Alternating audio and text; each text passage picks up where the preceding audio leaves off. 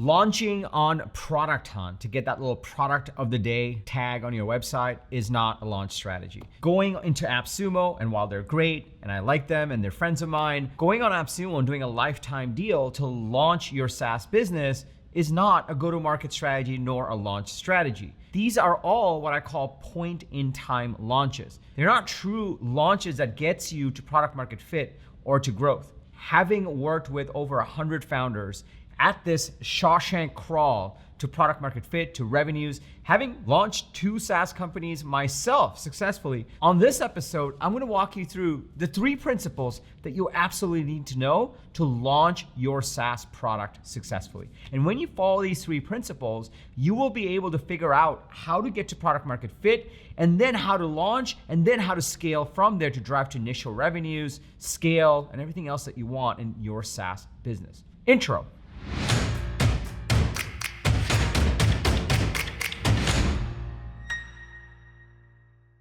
What's up, everybody? Welcome to Unstoppable. I'm TK, and on this channel, I help SaaS founders like you grow your SaaS businesses faster with an unstoppable strategy. Now, if you're new to this channel, welcome.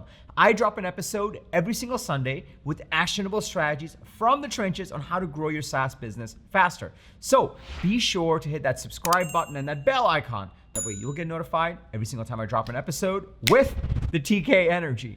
If you're already part of this channel, if part of this community, if you're part of my coaching programs, my people, welcome back. It's really awesome to see you over here. So I meet with a lot of founders today, SaaS founders, across different stages, anywhere from pre-revenue all the way to upwards of 100 million ARR. And in the pre-revenue stage, I see this pattern over and over and over. They're like, we did Product Hunt and we launched and we got this banner. We were one of 1,000 products with this Product Hunt of the Day sticker now on our website. We got a bunch of users and then nothing. Similarly, I also hear this with AppSumo. They launched on AppSumo. They did a lifetime deal. They got it out there. They had a whole flurry of users. And at the end, they didn't really learn anything. Nothing came after beyond those lifetime deals. And now they're left with this product without clear product market fit and a lifetime commitment with a bunch of users that may not even be part of your ideal customer profile. And so I see this over and over. And what I've found is these point-in-time launches never lead to success for SaaS products. But on the other hand, if you actually approach launching your SaaS product the right way, then you will actually be able to drive sustainable growth and then scalable growth for your SaaS business. So having done this with over 100 founders, having worked on my own SaaS companies, I'm gonna walk you through the 3 principles you absolutely need to know on how to launch your SaaS product so that you can navigate the Shawshank crawl to product market fit, to initial revenues, and then to scale. And then after you do those pieces, going into Product Hunt from a position of strength, going into AppSumo from a position of strength is absolutely the right thing to do. But in the early stages, to actually launch properly and get to a scalable product, you'll want to follow these 3 principles. If you're excited to dig into principle number 1, go ahead and smash that like button for the YouTube algorithm, and let's get right into it. So principle number 1 is you really need to spend time crafting your value proposition. A value proposition is a simple 1-line sentence that you would say to a new person that you're meeting. It's like, hey, what does your company do? Oh, my company helps salespeople build pipeline by sending outbound emails. That simple sentence for ToutApp, my last SaaS company, took forever to get to that level of simplicity. I had to talk to so many users. I remember I used to take an Uber from my apartment in San Francisco to our office, and on the way there, back then Uber drivers really talked to you, and back then they were like, hey, what do you do? And I would practice different value props to see what really fit right. I would talk to customers and I would hear them describe, how do you describe ToutApp to other people? A lot of times, founders don't follow the right process to really develop their value proposition. But when you do, every single outbound email that you write, every ad that you write, every blog post that you're doing, what you put in your homepage, all those things become 100 times easier. And the only way you can really figure out your value proposition is if you follow a proper process and talking to customers and users and your market to figure out, okay, what is our true value proposition? How do we get people to that aha moment just in that simple sentence? If you skip this part and join all the other popularity contests instead, then you're essentially leaving it to the crowd to say, okay, what is this thing?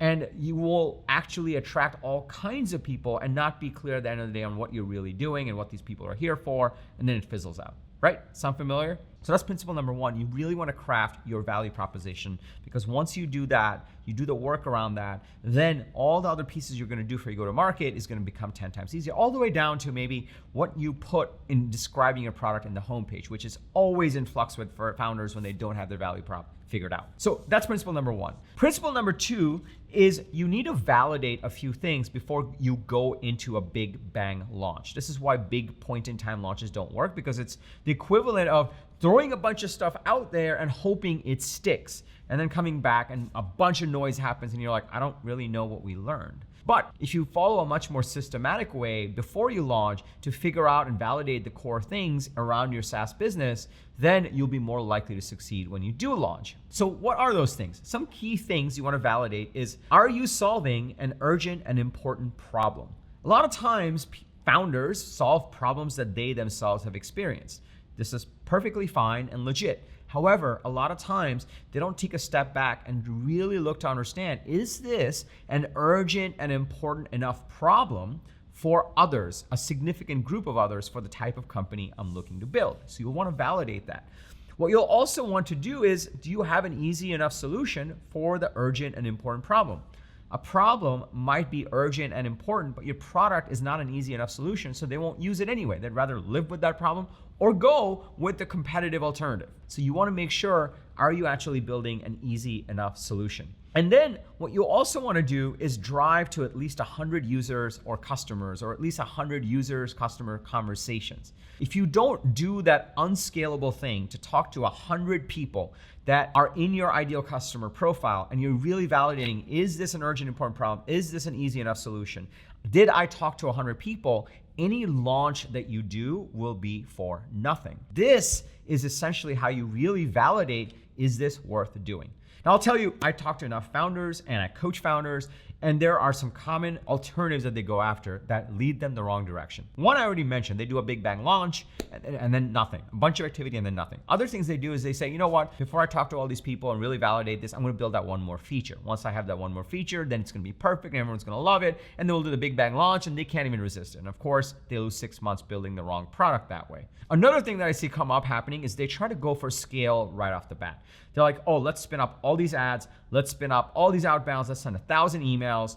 They don't want to talk to anyone, so they say, let's be product led, and they'll just put them in the product. And then a bunch of stuff happens. You spend a bunch of money on Facebook or Google, and you get a bunch of traffic, but then nothing happens, and you're not any wiser from it. And so the key to this stage, as you're driving to the launch, the bigger launches, the iterative launches, is you really want to do these mini launches with small groups of people to really validate, is this an urgent and important problem? Is this an easy solution? And have I talked to 100 target customers and or users to really figure out if all these things are true? Now, before I go to principle number 3, which builds on these two things that drives you to the launch, let me just pause here for a second. Are you starting to see the power in this? Are you starting to see how you can easily waste months of your time doing popularity contests online to launch your SaaS product, and then end up with nothing and a bunch of random users and a bunch of lifetime deals, and you're like, what did we learn? Nothing. Do we have product market fit? We don't know, but we now have these lifetime deals and half of them aren't showing up, and what do we do with this? So are you starting to see the power? If you're starting to see the power of, instead, if you actually do some of this foundational work on crafting your value prop and validating some of these key items, then you'll be able to change the trajectory of your business and the success of your launch and the success of, if you're starting to see the power in this, can I just get a yes in the comments below? I know you're with me. And also smash that like button for the YouTube algorithm. It really likes it when you do that. Also, if you are a founder in that pre-revenue stage and you're driving to initial revenues, initial launch, initial product market fit, and you're trying to figure out, well, how do I do some of these things and how do I flesh out my core SaaS idea? How do I stress test this thesis in the market? I run a weekly webinar where I go in depth into these topics and how to do these pieces. You don't have to go anywhere right now. I'll link to it below so you can check it out, and I'll tell you more about it at the end of this video. But let's go to principle number 3 while you're still here, because this is what really brings it together. Principle number 3 is you actually need to build out your core sales and marketing funnel. This is counterintuitive. You're like, let's go do a big bang launch, and then the users will come and put them in the product, and then you'll learn nothing. Instead of doing that, and you can always do that later once you've figured out some of these things, you need to build out at least a mini version of your sales and marketing funnel. And the sales and marketing funnel needs to attract your ideal customer profile into quality customer conversations with you. I don't care if you're product-led, I don't care if you're sales-led, all of those things may be valid, but to get your first initial revenue, initial customers, you wanna talk to all of them. And so you wanna build out what I call this unstoppable mini funnel to actually attract as many customer conversations as possible so that you can really validate whether you're solving an urgent, important problem. If your product solution is an easy solution, you can get to 100 target customers and users, and you can test out and iterate on your value proposition. Both of these first two principles become possible when you build out this mini funnel, which drives quality customer conversations.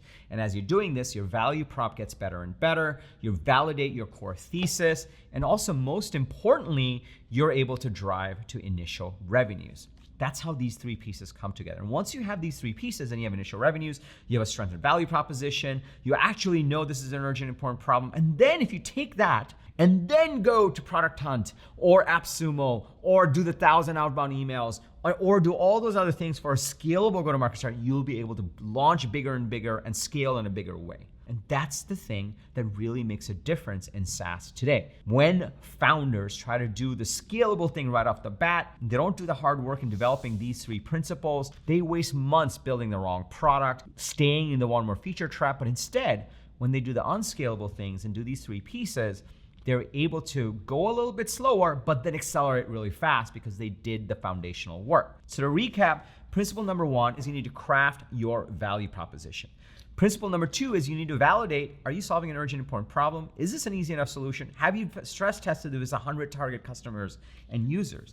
And in order to make all this work, you need to build out that mini sales and marketing funnel, my unstoppable mini funnel, to make sure that you're driving for these quality customer conversations that you are doing to iterate on these things. And when you do these three things, you will then be able to get to initial revenues, and then you can go into bigger, more scalable go-to-market strategies to really launch in a bigger way, knowing that your foundation is strong. So now you know the three principles you absolutely need to know to actually be successful in launching your SaaS product or driving to initial revenues. What you may not know is how do you craft a proper value proposition? What you may not know is how do you validate these pieces, right? How do you know if it's important or urgent, or if it's an easy enough solution? What should your product strategy be? How do you know what an unstoppable mini funnel looks like to actually drive these quality customer conversations? This is why I run a weekly webinar that you can access on demand. This webinar is a 45-minute in-depth webinar where I go into exactly how to stress test your core idea and flesh out some of these pieces. It's completely free. All you need to do is just go to tkcater.com/webinar, tkcater.com/webinar.